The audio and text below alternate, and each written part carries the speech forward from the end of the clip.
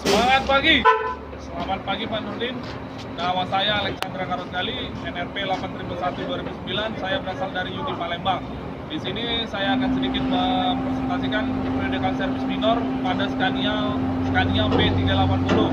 Nah, di sini sebelum kita melakukan servis Pak, panduan yang harus kita bawa itu pertama toolbox untuk AC itu harus selalu dibawa.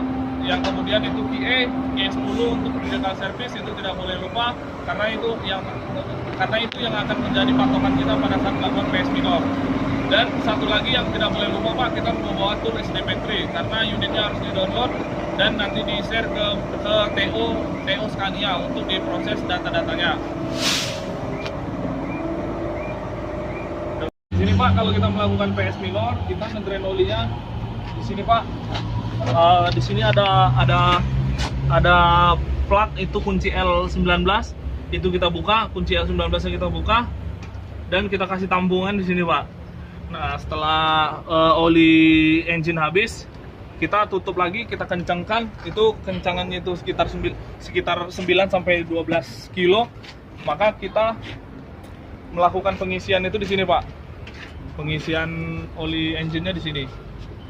Nah, ini diisi. Kapasitas oli engine-nya untuk DC12 P380 itu sekitar 40 liter Pak. Nah, setelah ini kita isi, kita cek levelnya di sini Pak. Level ini harus antara min dengan max.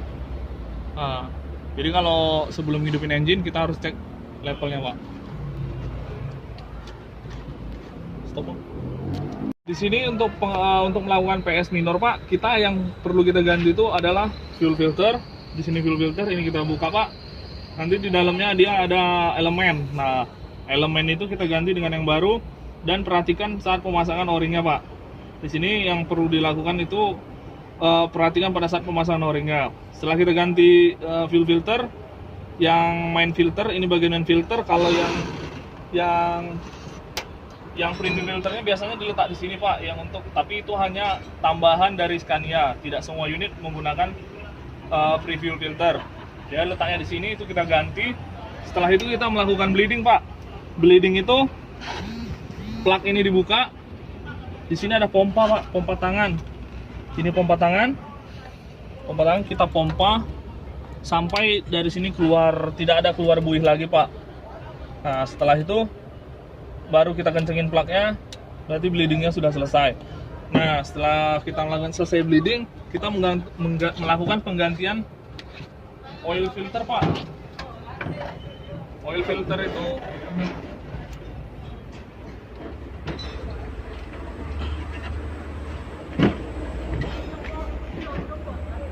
itu ada berada di sini Pak. Ini oil filter. Ini kita ganti, oil filternya kita ganti dengan yang baru. Dan kita harus bersihin sentrifugal Pak.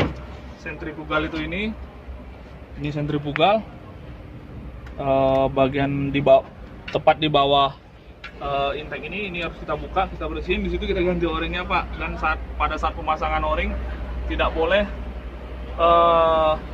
kelupaan memasang o-ring Pak, karena percuma di situ. Kalau tidak ada o-ring maka oli tidak akan disaring di centrifugal oil. Nah, habis itu kita di sini kalau PS minor itu hanya mengecek dari air cleaner Pak. Di sini air cleaner kita buka air cleanernya. Nanti kita cek bagian inner sama outernya Pak. Nah, di sini kalau penggantian air cleaner itu digantinya berdasarkan jika ada indikator di monitor panel yang menunjukkan air cleaner buntu. Di sini untuk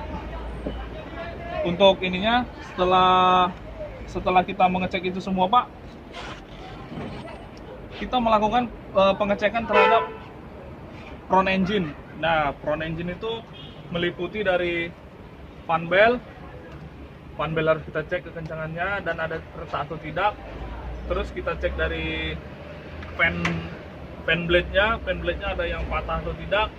Dan fan protection Pak, ini fan covernya Pak, kita harus cek ada yang koyak karetnya atau tidak, karena ini mempengaruhi dari pada saat kita melakukan pada saat pendinginan dari cooling system.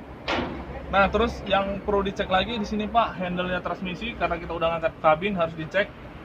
Ball joint-nya harus dicek. Ini tidak boleh koyak.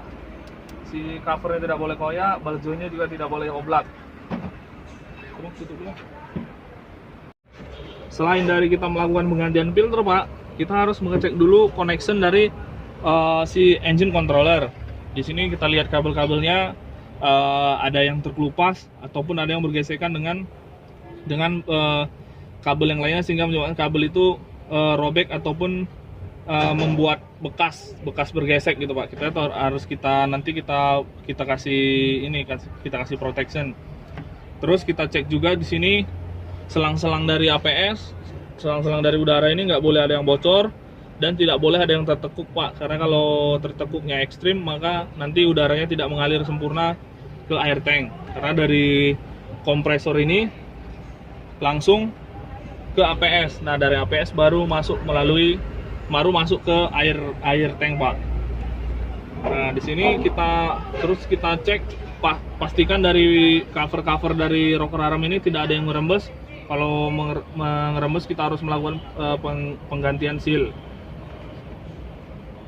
Habis itu, selain kita melakukan pengecekan itu Pak, kita juga ngecek ini pelindung anti panas. Nah, di sini kita harus cek juga ada yang koyak atau tidak, karena ini kalau misalkan ini koyak, maka nanti di sini suara engine bakalan terdengar berisik betul di dalam kabin dan juga bisa menimbulkan kebakaran di area kabin. Nah, di sini ini harus kita cek Pak, nggak boleh ada yang koyak Pak. Aduh. Air.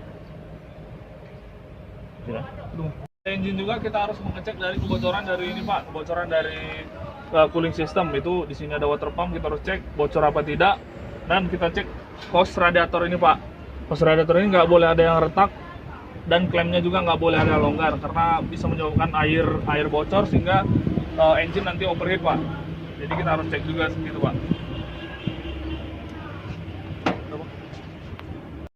Ini setelah kita tadi ini Pak melakukan penggantian filter di dalam kabin, kita harus cek ini Pak, cek radiator. Ini ada kondensor, aftercooler, dan setelah kita melakukan selesai penggantian ini Pak, penggantian filter dan pengisian oli untuk melakukan PS minor ini, kita naik ke atas kabin, kita hidupin unitnya Pak. Di sini kunci kontak on, kita cek di unitnya, kita hidupin. Nah, kalau ini kita melakukan pengecekan error, bisa dicek itu dengan menggunakan tekan tombol ini Pak. Kita sampai ketemu gambar kunci Pak, gambar bukan kunci, gambar tools. Di sini ada gambar tools, kita cek.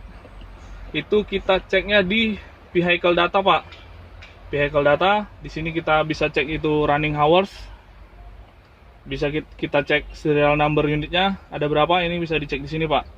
Nah, terus kita kalau mau ngecek, kita sebelum melakukan menghidupkan engine, kita harus cek kerusakannya dulu Pak. Ada error apa tidak? Di sini kita cek, kita buka sistem. Sistem di sini ada APS, ada CO, ada AMS. Karena unit ini hanya memakai APS, CO dan AMS, maka kita cek APS dan COO. Nah, di sini kita cek APS Pak. Kita tekan tombol yang sebelah kanan. Di situ ada tulisannya red fault code, maka kita cek red fault code. Nah, di sini kalau dia ada tanda bulat tapi di dalamnya kosong, itu berarti error ini tidak lagi aktif Pak. Tapi jika ada tanda bulat, lingkaran bulat di dalamnya ada isi, itu menandakan ada error. Nah, kalau itu unitnya ada error, nanti kita cek menggunakan SDP3. Dan untuk menggunakan SDP3-nya, di sini ada colokan Pak. Kita colokan untuk PCI. Colokan untuk PCI, di sini colokan untuk PCI-nya. Nanti kita masukin PCI. Setelah PCI kita masukin, nanti kita hidupin laptop. Laptopnya kita hidupin, dan nanti kunci kontak harus on pada saat menghidupkan laptop. Dan setelah kita menghidupkan unit, kita harus cek kebocoran yang lainnya Pak, yaitu kebocoran di sekitaran engine dan sekitaran unitnya. Contoh kebocoran pada ini Pak, pada muffler kita harus cek kebocoran muffler, terus kebocoran dari diferensial, kebocoran oli di diferensial itu harus kita cek Pak. Nah, dan juga kita harus ngecek ini Pak, kerusakan dari tayarnya nggak boleh ada yang ini, kita pengecekan tayarnya itu ada yang retak atau ada yang koyak, kita harus memberitahukan nanti kepada owner ya Pak. Nah, di sini juga kita harus ngecek kebocoran dari fuel tank. Fuel tanknya nggak boleh bocor Pak, kalau bocor nanti kita laporkan ke pihak dari si customernya Pak. Nah, di sini setelah itu kita pengecekan dari propeller shaft Pak. Di sini propeller shaft kita cek dari si joinnya, yaitu kita cek dari ininya, dari ada kelonggaran tak di bautnya, dan juga kebocoran grease dari joinnya Pak, universal join. Nah, itu universal joinnya tidak boleh ada kebocoran grease. Dan juga bagian rear front differential kita cek kebocoran dari olinya Pak. Ya, kalau ini nggak boleh ada kebocoran oli.